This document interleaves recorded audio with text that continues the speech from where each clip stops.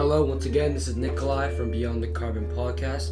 Today, we're introducing my colleague Charlie, interviewing Laura from 350 Bay Area, and about climate change and sea level rise. I hope everyone enjoys. Okay. So to start off, so I read some of this on your website, but I'd really love to hear more about what your organization is doing, like in the face of climate change and your goals for the future. Could you Okay, please share some of that with me? sure. So my name is Laura Niche, and I'm the Executive Director of 350 Bay Area and 350 Bay Area Action. And those two organizations work together to get real policies passed throughout the state and the region to reduce emissions that cause climate change. So we do that by working with local city governments and county governments. We work in Sacramento to pass bills at the state level that address these issues. And we also work in a whole lot of government agencies that have, acronyms all over the place, because those are the entities that are tasked with actually executing the laws that get passed. So we're in all the places that count for getting these policies not just passed but implemented correctly. And we do that to increase the amount of clean energy that's getting generated quickly and clean up our buildings so that they don't burn methane for heating and cooking and things like that. And cleaning up our transportation system, so it's electric or a big shift to public transit and other modes of transportation that are more efficient and use less fossil fuels. And we're just really trying to speed up the transition to clean energy so that we aren't continuing to pollute our air, water, and soil, and that we can slow the speed of climate change. And so why is clean energy very important? Well, dirty energy, you have to every day provide more fossil fuels. You have to dig it out of the ground, you have to pipe it out of the ground, you have to drill for it, and then you transport it, and then you set it on fire, and it goes poof. So it's very inefficient, but it also is very polluting. So just in the Bay Area, 3,000 people a year die from air pollution. And burning fossil fuels creates a lot of really deadly air pollution. Oh, wow. And so you mentioned that you were trying to pass bills. What were some of those bills you were trying to pass? Well, we had one bill that was super important. All the bills are important, but an exciting bill, just to give you an idea of the kind of work that we do and what it takes. So when you drill for oil, those oil derricks, kind of like birds, just like they pump the oil out of the ground. So those, when they're pumping the oil or gas or whatever out of the ground, they also pump out all sorts of noxious, dangerous gases like benzene, which causes cancer, and all of these different things, formaldehyde, all of the different things that kind of ride along with fossil fuels. And every other state, including, Texas and, North and South Dakota, that pump a lot of oil out, they have more stringent rules than California about how close those drilling operations can be to homes and hospitals and schools and things like that. And those are called drilling setback rules, like how far away you have to be from what is considered a sensitive location. So that took us 11 years to get that passed, many, many tries. Okay, so then we got the legislation passed at the state capitol. And then guess who sued the state to get that overturned? So then we had to sort of organize just make a little bit of noise. There's not much we could do to influence a lawsuit, but we had to sort of raise the awareness that this was going on, so people could say, no, we legally passed this bill, and we want the judge to uphold it. So that passed, and now we are we are staying on top of it. It's called bird dogging. We're staying on top of it to make sure that it actually gets put in place and enforced, which is a little sloppy everywhere, not just in California. So that is a good example example. Another one that I think was a good example because it's super easy to understand is very simple bill, gosh, quite a few years ago now, to require 100% clean energy in California by 2045. Like let's set a goal so that we can work to that goal instead of being, so loosey-goosey about it that we keep saying, oh, we'll get there, and we never get there. So you have to have a strong goal. So things like that. We've got a number of great legislative things going on this year, but they tend to be this year's a little bit more in the weeds of policy that's not super interesting to your audience. So you mentioned passing bills in legislature. Are there any other strategies you implement that try to lessen the effects of the climate change? Yeah, so there's also all of the laws and regulations that happen at the city level and at the deep in the weeds building code level, things like that. So California redoes its energy efficiency rules every 3 years. So we hop into action every 2 years, basically, to get ahead of it, to see if we can really convince the people who are making the rules to get them to be stronger and stronger and more stringent about reducing the amount of methane that gets pumped into people's homes. So that's at the Energy Commission, at the local air districts, which is probably something you've never even heard of. So the Air Resources Board in California is responsible for cleaning up California air, which remains pretty much the dirtiest air in the country in pockets. It's really bad here. And just, wind patterns and geography and things like that contribute to that.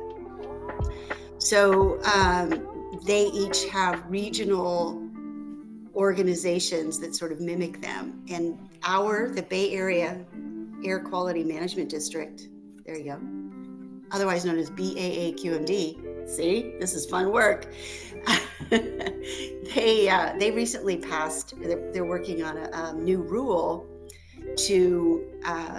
that says to reduce the amount of nitrous oxides that are in your home. And by doing that, you really can't put in a gas water heater or a gas furnace anymore after a couple years from now, that you're going to have to use an all-electric version. So they're really getting to the root of public health, right? So you talked about this air pollution is a really good example of how burning methane, also called natural gas, burning methane in your home can make you really sick and exacerbate asthma and other health conditions and things like that. So you mentioned a lot about the air quality and air pollution, but do you see other effects of climate change, or more specifically sea level rise, or not as much? Well, so switching from what we're doing just to stop it or reduce it, the impacts of climate change are profound and will have a huge impact on everybody. There's no way to get away from that. And sea level rise is one of the things that is going to happen, right? So we already see sort of the fingerprints of climate change in the horrible fires we've had. So I live in Santa Rosa, and you may not even remember, but in 2017 there were terrible fires in Santa Rosa, and I was right in the middle of that, and did not lose my home, but many of my friends did. And and that sort of continues. Well, that is a newish thing, like fire tornadoes and atmospheric rivers. These are not things that were at all normal when for most of my life. So and sea level rise is one of the things that is already happening, and it is going to be a big fat mess for us in California and in the Bay Area. So all the low-lying areas near the Bay, and you've probably already seen the impacts of that when the tidal patterns and rain and the worlds kind of line up. Big chunks of 101 get flooded, and that's a major throughput artery that we need to get around. So also in the path of sea level rise is the airport, and that is not uncommon, throughout the country, that airports tend to be at low sea levels. So that's just here, like, oh my goodness, we are going to be inconvenienced. It's going to be expensive, whatever, that's not great. But in a lot of the world, it's going to make people move. Like there's going to be huge migration. Fertile land is going to be no longer, will no longer work for agricultural purposes because of the changing patterns of how water is impacting our land, or it'll just get buried under salt water. You cannot farm in those conditions. So it's going to increase human suffering profoundly. I'm sorry to say, kind of a hard topic for first thing in the morning. But yeah, no, this is not, people are concerned about this because it is profound, far-reaching, touching everybody, slow motion disaster, and sometimes fast motion disaster as hurricanes and typhoons get stronger and stronger. So it is a big deal.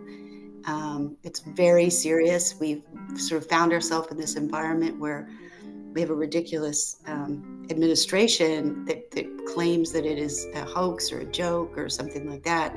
But I think everybody who's paying any kind of attention can see the fingerprints of this, pretty much wherever they look. So it's a big deal. It's going to impact us here, but mostly it's the geopolitical stuff that is going to be really bad for everybody.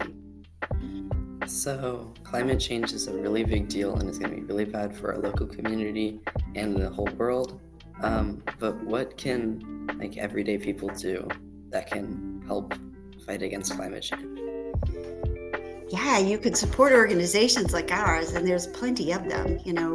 We do have a really cool group that young people lead within our organization, and it makes it easier for them to take action. And we have to, it sounds maybe a little bit boring, but I think that people seem to think that this is something that is going to happen later.